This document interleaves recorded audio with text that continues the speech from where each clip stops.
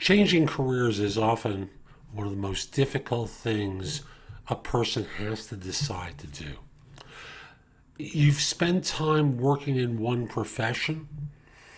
Perhaps you've been a business owner and you've now decided to go back to corporate, worked in corporate, you're now going out and starting a business, or you want to just get a job in a completely unrelated field, but you don't know quite what to do.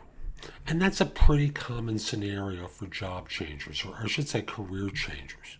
So I'm beginning a series where I'm going to talk with you about steps that you can take as a career changer to start the exploration process. Now, I want to be clear. If you think this is going to be an instant aha process, that's not how I'm going to lead this.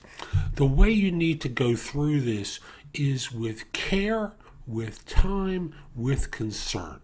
So I want you to understand this going into this process, because if you're not prepared to do this, then you're likely to wind up barking up one wrong tree after another until you find the right one. If that's what you want to do, you don't need this video.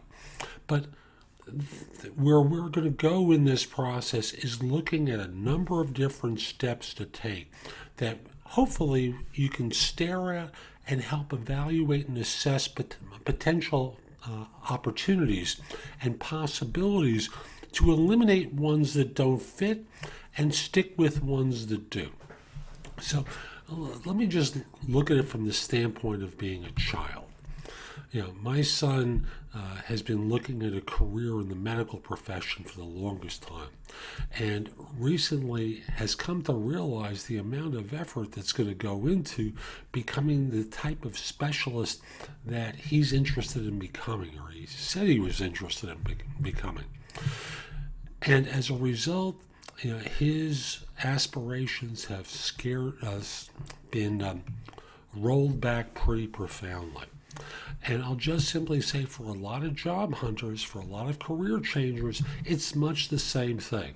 For the job changer, it's I really want to be I'll use an example out of the blue, a quantitative analyst on Wall Street. They make a lot of money, and that's really as much as they know.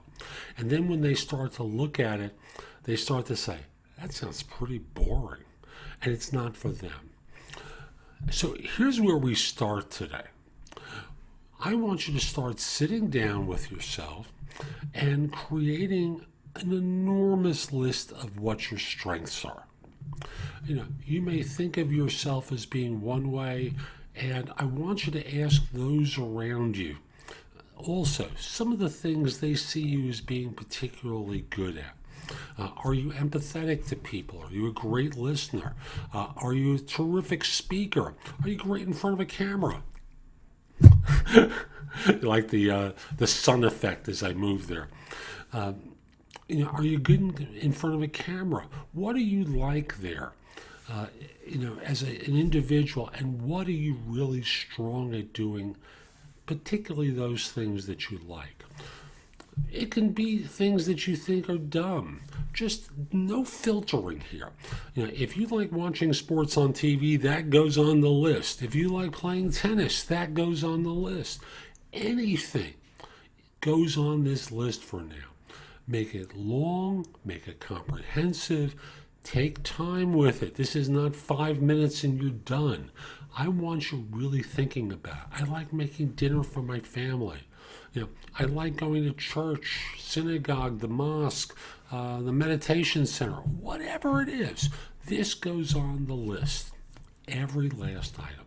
So that's where we're going to start, and I'll be back soon with more. Have a great day.